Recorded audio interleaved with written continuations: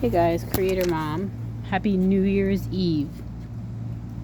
I was thinking that if you're not looking to become like a new person on New Year's, what I was thinking is that really what we're looking for is to actually embrace who we are.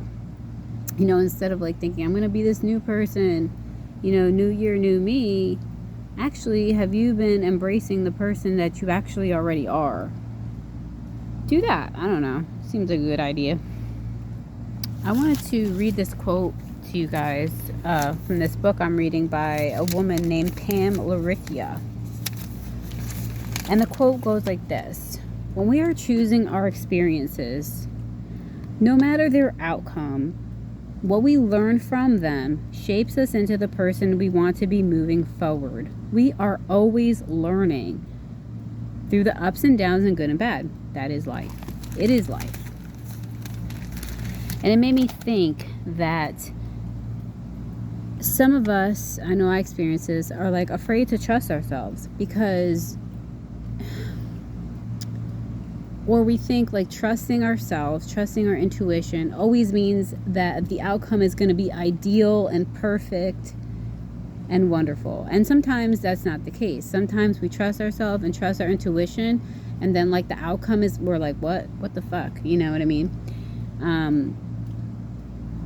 So it doesn't have to be that way.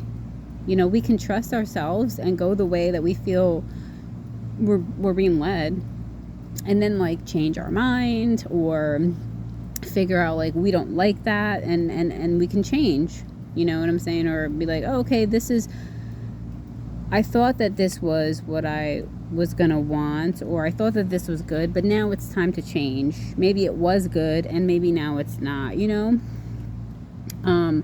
Sometimes when we trust ourselves and make a decision and we do something, and then down the road it's unideal, then we're like, oh, I guess I was wrong, or I guess I can't trust myself anymore. Well, no. Why does it? Because we're under this misconception that when we trust our intuition that everything is going to end up perfect.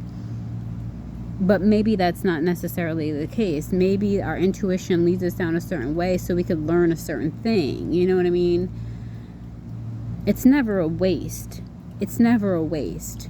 It's always a learning experience. And I think that that's what Pam is trying to tell us, you know? It is always valuable.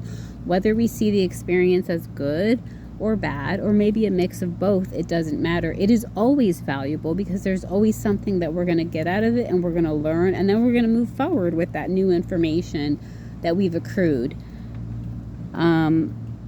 But because of our upbringing in the society that we live in, and maybe all societies, I don't know, like failure is not acceptable. Like if you grew up failing, like it means so much. Like if you fail, well, you can't graduate, right? You can't fail grammar school. You can't fail high school. You can't fail anything.